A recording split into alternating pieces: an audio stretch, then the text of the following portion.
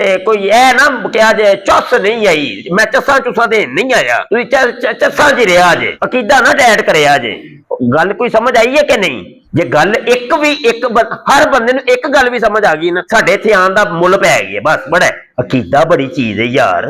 ਅੱਜ ਇਹ social media ਤੇ ਸਾਡੇ ਕਾਕੇ ਤੇ ਕਾਕੀਆਂ ਆਪਣੇ ਰਫੀਕੇ ਸਫਰ ਉਹ ਤੋਂ ਤਲਾਸ਼ ਕਰਦੇ ਨੇ ਪਏ, ਉਹ ਕਾਦੀਆਨੀ ਬੈਠੇ ਨੇ, ਸਾਡੇ ਬੱਚੇ ਖਰਾਬ ਹੁੰਦੇ ਨੇ ਪਏ ਯਾਰ। ਮੈਰੀ ਚੂੰਕਿ ਫੀਲਡ ਰੋਜ਼ਾਨਾ ਦੀ ਬੇਸ ਤੇ ਉੱਤੇ ਕੇਸਿਸ ਹੁੰਦੇ ਨੇ। ਸਾਡੇ ਕੁੜੀ ਜੇ ਉਹਨੇ ਆਪਣਾ ਰਫੀਕੇ ਸਫਰ ਖੁਦ ਤਲਾਸ਼ ਕੀਤਾ, ਉਹਨੇ ਵੇਖਿਆ ਬਾਹਰ ਦੇ ਮੁਲਕ ਚ ਰਹਿੰਦਾ, ਖਾਂਦਾ ਪੀਂਦਾ, ਉਹਨੇ ਭਾਜੀ ਵਿਆਹ ਕਰ ਲਿਆ, ਬੱਚੇ ਪੈਦਾ ਹੋ ਗਏ, 4-5 ਹੋ ਗਏ। ਬਾਅਦ ਚ ਮੈਨੂੰ ਕਾਲ ਹੁੰਦੀ ਹੈ ਪਈ, ਮੁਫਤੀ ਸਾਹਿਬ ਫਸ ਗਈ ਹਾਂ ਮੈਂ। ਮੁਫਤੀ ਸਾਹਿਬ ਉਹ ਤੇ ਕਾਦੀਆਨੀ ਨਿਕਲ ਆਇਆ, ਦੱਸੋ ਮੈਂ ਕੀ ਕਰਾਂ? ਅੱਲਾਹ ਫਰਮਾਂਦਾ ਹੈ ਮਨ ਯਤਵਕਲ ਅਲੱਲਾਹ ਫਹੁਵ ਹਸਬੁਹੂ, ਜਿਹੜਾ ਫਿਰ ਅੱਲਾਹ ਦੇ ਤਵੱਕਲ ਇਖਤਿਆਰ ਕਰਦਾ ਅੱਲਾਹ ਉਹਦੇ ਵਾਸਤੇ ਕਾਫੀ ਹੁੰਦਾ ਹੈ। ਸੁਭਾਨ ਅੱਲਾਹ। ਯਾਰ ਤੁਹਾਨੂੰ ਅੱਲਾਹ ਦੇ ਤਵੱਕਲ ਹੀ ਕਹਿੰਦੇ ਮੁਸਲਮਾਨੋ ਯਾਰ। ਜਿਹੜਾ ਤੁਹਾਡੇ ਨਸੀਬ ਚ ਆਵੇ ਲੱਭ ਜਾਏਗਾ ਤੁਹਾਨੂੰ ਯਾਰ।